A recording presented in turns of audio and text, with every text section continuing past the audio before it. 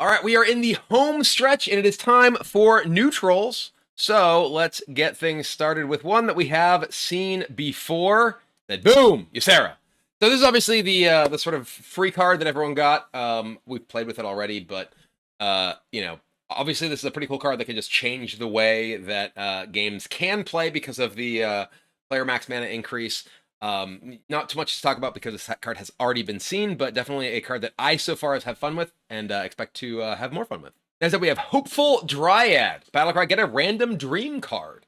So the dream cards are all the ones that Ysera creates. This is a pretty interesting card because a lot of the dream cards are actually quite powerful, like getting Dream or Nightmare or like Emerald Drake can all be like Ysera Awakens are all like pretty powerful. So, while this isn't necessarily a card that is like synergistic with any particular like class or strategy or whatever, like it just generates some really good cards. And I wouldn't be surprised to see a like decent amount of play just because it is it's a 3/3 that gives you a powerful card. And that can be pretty effective, and I think Blizzard agrees because there's a signature version. Next up, we have Treacherous Tormentor. Battlecry, discover a legendary minion with a dark gift. A 4-cost 5/4 is pretty bad, right? Like it has no other abilities. And there's obviously like discover a legendary minion always sounds good, right? But like legendary minions, there's so many bad ones, as Amanthul has really showed us. Like there's so many things. Maybe with the removal of like the Highlander stuff, so there aren't like so many like misses, that this ends up being I guess that wasn't really an issue. Amanthul was always from another class anyway, but this because it's regular discover effects rather than from outside your class, there's more things that are likely to be synergistic with what you're doing. Probably like this feels like the sort of thing that you probably want to play like in the like Wallow deck, but probably nothing else, just because you really want the density of Dark Gift. Is my guess, at least. Next up, we have Creature of Madness. We've seen this guy. The body 1/2 for 2 is obviously pretty weak. It does curve directly into the thing that you get. Does again feel like the sort of thing. Maybe you play this in like a Discover focus deck, like Discover Hunter, or you play it in like Dark Gift Warlock. Doesn't really necessarily feel like it has much of a home outside of that. Just because the actual board presence is pretty bad, but it does have a cool signature card. So maybe it sees more play because of that. Next, we have Spore Gnasher. They 1/5 for 5 with Poisonous and Death Rattle. Deal 1 damage to a random enemy minion. This is, like, maybe you can activate this card a bunch with, like, Death Rattle effects to just, like, nuke your opponent's guys. The fact that it's specifically to a random enemy minion does mean that this is guaranteed to kill something, right? Whenever this Death Rattle triggers, it kills something. So maybe in, like, Hunter or, with, like, because Terrascale Stalker, the trigger minion's Death Rattle is back in the core set. But yeah, like this feels like maybe if you have ways to activate this Death Rattle without it actually dying, that it could be an effective way to do that. It's also like if there's a very mid-rangey format where people are actually like playing dudes on curve, which hasn't really existed since the very early days of Hearthstone. But you can dream this could just be something that you play on 5 and then it trades 2 for 1. Animated Moonwell. After you cast a spell, gain attack equal to its cost. I first read this as armor, and it felt like just a bad Arcane Artificer. Yeah, this maybe you play this in like Demon Hunter and you're like, okay, I'm just gonna cast like a bunch of things and attack you with my like weapon that double hits or whatever. Maybe you just like use this with in like Mage deck and fireball your opponent and hit them for 7 or 8 or whatever. I guess it would be 10 total. But it's a 1/4 for 3. And a lot of the stuff that you want to be doing like burn with, you end up trying to use super efficient stuff. That feels like it's probably not likely to be that exciting. Actually, does it give it to it? Now I'm confused, right? Because this says gain attack. It doesn't say this gains attack. I'm actually not sure, right? After you cast a spell, gain attack. It probably is this guy, right? Because my instinct was, oh, do I gain attack? It would say your hero gains attack. I don't know. It's probably not good. I'm gonna go on. Next up, Illusory Greenwing. 4-cost 4/5 taunt with Death Rattle. Shuffle 2 4/5 dragons with taunt into your deck. They're summoned when drawn. So this is pretty good, right? Like a 4/5 taunt for 4 is fine, right? This giving you the dudes that go into your deck. Interestingly, this doesn't shuffle spells into your deck that summon the dudes. Historically, these would have been cast when drawn spells. I have to wonder if because of the draw card that didn't start in your deck thing in Paladin, that they're doing this with summon when drawn, so you can't just like have this die and like be able to instantly get 4/5s. But I do think this is like seems like a pretty powerful card. Just being able to draw into 4/5 taunts is pretty good. It's a dragon, so it has synergy at least within warrior. And as a like taunt death rattle dragon, this is a pretty powerful thing to potentially use like the clutch on, bring back with like the death rattle things in Demon Hunter, for instance. Like this is a pretty interesting card that I think has the possibility to have a number of. So you have Briar Spawn Drake. They in return attack a random enemy minion. Excess damage hits the enemy hero. So this as a 10 cost dragon is pretty interesting in terms of like, okay, if you get your like dragon things to 10, or you like evolve into this with a with shaman, being able to like have the ability to do like immediate burst damage off of that is pretty powerful. Obviously, this is gonna like kill basically anything that attacks into, but like it can potentially survive, especially if it hits a small thing. Like this is really scary for Wisp Mage, right? Like it kills their guy and does 11 to them. I doubt this is ever a card you actually put into your deck, but the ability to evolve into it and the ability to randomly generate it off of a variety of things like Cassandre or the Paladin portals does feel like it still can have a meaningful impact on the way that games play out. Next up, we have Slumbering Sprite. 1 cost 3/3, starts dormant. After you use your hero power, this awakens. Maybe you play this in like Hamul Druid, right? Where like using your hero power on 2 at least does something. I don't know. This feels like pretty mediocre. Like it doesn't have rush or anything, so even if you do play it, then hero power, like you just have a 3/3. It's like you played a 3/3 and a 3/1 for 2 on turn 2, or a 3/3 and a 1/1. This even if you like, this just doesn't. Maybe you play this in Warlock, right? That's actually probably the place that I would see this played, like Warlock, where you want to life tap on 2, and then you spend your 1 mana on 1. Get a 3/3, life tap on 2, play this. That's probably the most likely place that I can think of where this would be effective. All right, next up, we have Arc Shield Sentinel. This is Inspire. 2 cost 2/2 with Taunt. After you use your hero power, gain +2 health. So yeah, this is basically Inspire. Not great, right? Like, this is like arena level in my mind. Even if you're like playing an infused deck, you're not like hero powering multiple times a turn. Seems bad.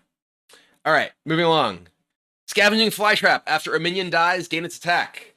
A 2/7 for 7. Feels like an arena card, Doesn't really feel like this is likely to be something that you end up playing constructed. 7's a lot. And yes, it's a minion, so this works when you kill your opponent's minions. This could get huge, but it doesn't actually do anything immediately and needs other sort of things to be going on, be killing minions in order for it to get anywhere. Next up, we have Scorching Observer. 9 cost, 7/9 rush lifesteal. Pretty clearly arena focused. Pretty unlikely to be a constructed level card. Maybe with rush lifesteal, maybe a big demon deck at some point, can have some impact there. But next up, we have Mother Duck. Mother Ducker. 4 cost, 2/3. Battlecry summon 3 2/1 or what 2/1 1/1 ducklings with rush. I feel like you can do better. Again, pretty powerful arena card most likely, but not really constructed. Next up, Twisted Treant. Death Rattle. Give a random minion in each player's hand -2 attack. Again, like not really. Maybe you're like using Death Rattle trigger or something to, I don't know, shut down your opponent's burst damage. Seems mediocre to me. Next up, Daydreaming Pixie. 2 cost 0/4. At the end of your turn, get a random nature spell. This is actually a relatively interesting card. It is, unlikely to be like super powerful, but like just something that, 0/4 is reasonably difficult to actually kill, right? And just getting, you're getting an extra card a turn. Obviously, it's not a card from your deck, but, generating extra resources, very Nat Pagel-ish. Obviously, you'd rather have a card from your own deck rather than a random spell, but it does feel like it has some potential at least. Next up, we have Fey Trickster. Death Rattle, draw a spell that costs 5 or more as a 2/4 dragon for 3. This actually feels like it could be okay, right? Like if you care about dragons, if you have like a decent number of 5-cost spells, you have specific 5-cost spells that you want, like say Chemical Spell, or in a world of things like Cliff Dive. Obviously not really a Cliff Dive card, but like, this could find your Wheel of Death in Warlock. This like is just anything that like draws a card of a specific category can end up being a very powerful card to just increase the consistency of decks that rely on those cards. Next up, we have Tormented Dreadwing. 5-cost 5/5 dragon. With Death Rattle, draw 2 dragons. Reduce their cost by 1. I mean, this is obviously, drawing you a specific thing. It's a 5-cost 5/5 with no immediate impact on the board. But I mean, draw 2 cards, dragons specifically, reduce their cost. That's strong. It's just a matter of like, okay, can you afford to play a card like this depending on how the metagame looks, right? Like in a metagame that is highly populated by aggressive decks, I think this card's going to be quite weak. But if there's a metagame that is populated by more like control attrition style strategies, this is the sort of card that can be extremely powerful. It's a Dream Rager. The first Rager that can't be pinged. I guess there's a stealth one too. The second Rager that can't be pinged. The meme continues. Next up, we have Blood Thistle Illusionist. A 3-cost 2/4 battlecry. Summon a copy of this.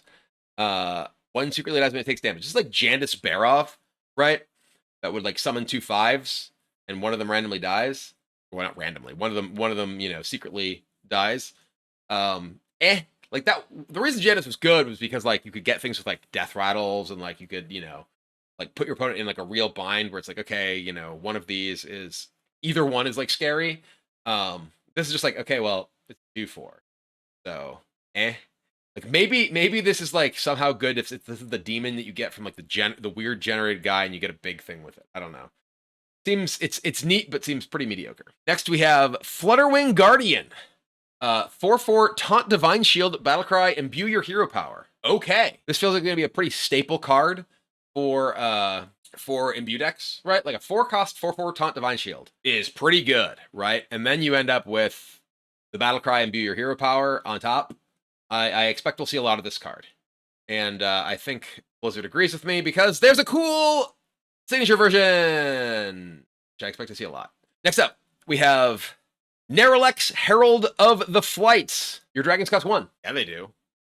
I like this is a card that feels exciting, but can often just like okay, it just lets you like you spend a bunch of mana and then you overextend with a bunch of dragons. Maybe there's some combo of like dragon into dragon that this is powerful with. He's cool for sure. I don't know if this is, the sort of card that actually is good rather than just cool. He does have a super, super sweet signature version, though. Next up, Shaldrasil. 7-cost, get all 5 dream cards. You've played a higher cost card while holding this, corrupt them. So, the dream cards are obviously Dream, Nightmare, etc., that we have seen many times from Ysera and such. The corrupted dream cards, Corrupted Nightmare, +5/+5, and Immune, doesn't die. And reminder, you get all 5 of these.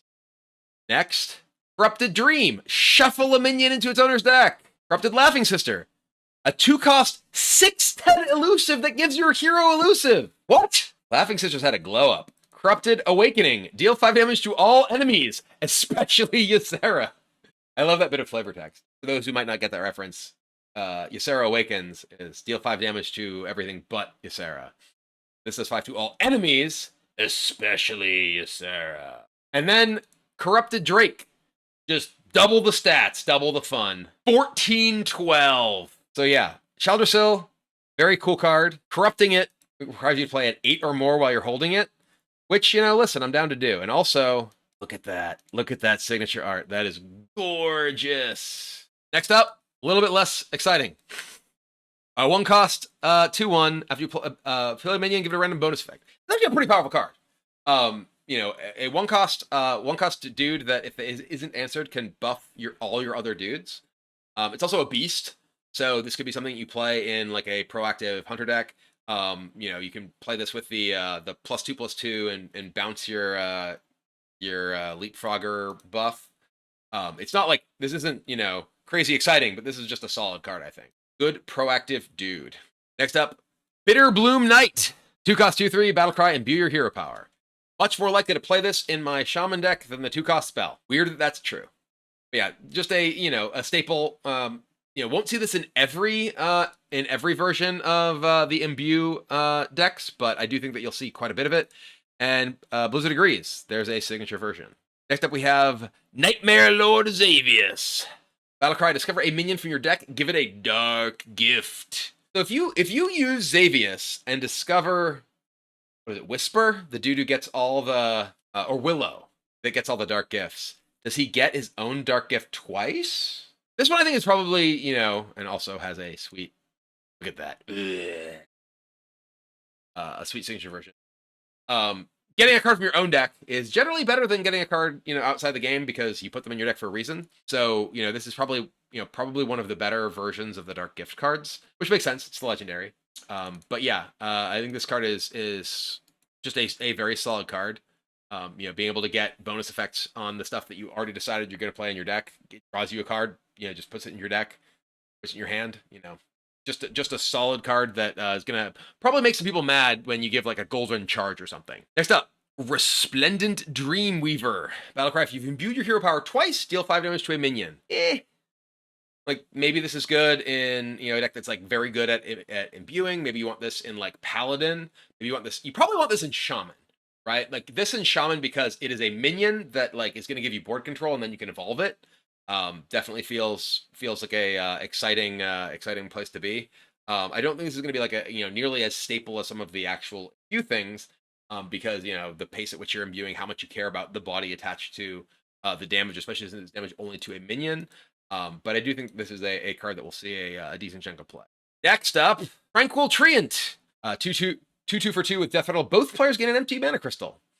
I do think this is the treant of the two treants we've seen. The other one, you know, -2/2 or -2 power to a dude in your each player's hand.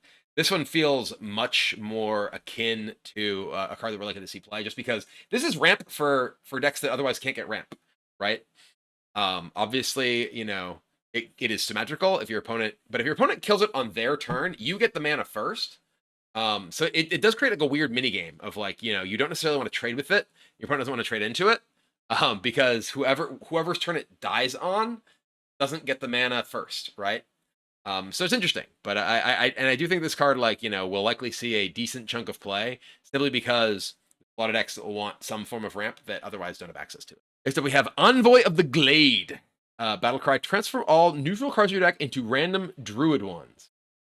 Feels like a card that's probably okay in Arena because, you know, maybe not. Maybe just like, oh, now I turned all my curve minions into, you know, Moonfires. I don't know. Feels pretty bad. Probably not going to see any play in Constructed. Like, why would you do this? Unless you're like just, you know, trying to do weird stuff. Next we have Malorn the Waywatcher. Battlecry, discover a legendary wild god. If you've imbued your hero power 4 times, set its cost to 1. Obviously, I don't think this is going to see play outside of imbue decks, because just playing a 8-cost 8/6 that gives you another expensive card and otherwise has no effect is weird. But I do think in imbue decks, this is a pretty good card. It's got a pretty cool art.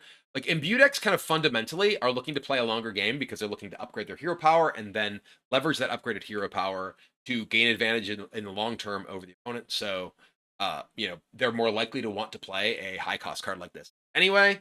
But yeah, like, get like a 1-cost, you know, Malorn, or not Malorn. This is Malorn.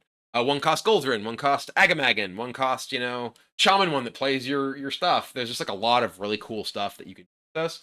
And it's a discover effect. It's not a random effect. So you have at least some degree of control over, you know, what is going to be useful both in your particular deck and in the game. Next, we have Petal Peddler. At the end of your turn, give another random friendly dragon +1/+1. There's like, this is like likely to be good in like, you know, aggressive dragon decks, which I'm trying to remember if the I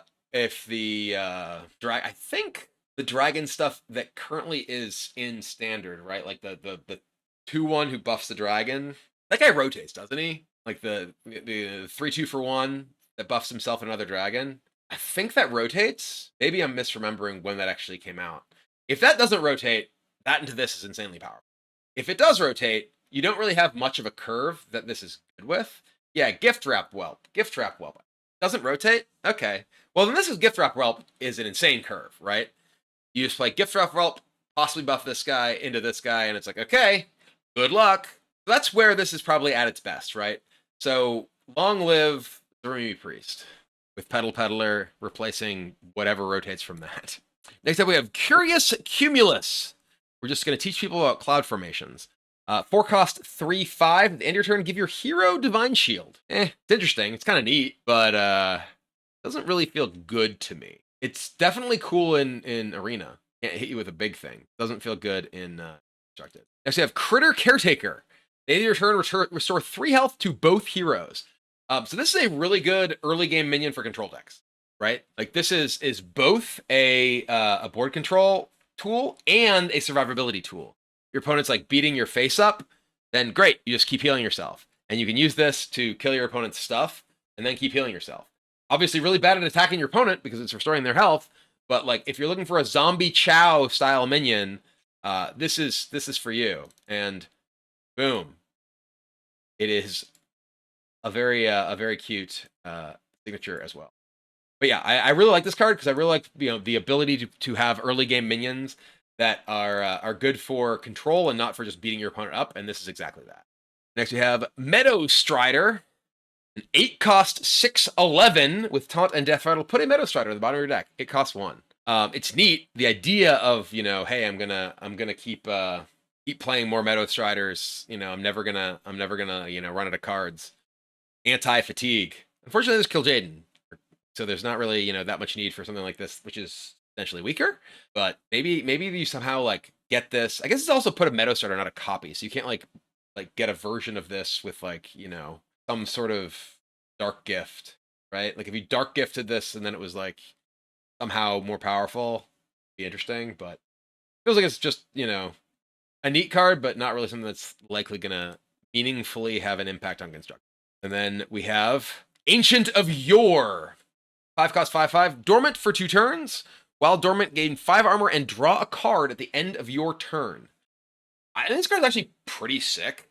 This is 2 shield blocks, right? 2 shield blocks on a body, right?